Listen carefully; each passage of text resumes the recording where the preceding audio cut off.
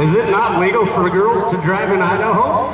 Well, down in Malad, the husbands have to drive. Oh, okay. City ordinance. Gotcha. All right, ladies. Let's see what we can do. Put Dodge back on top. I bet you can get a lot bigger rush out of this, ladies, than sitting at home and watching Oprah. Here we go.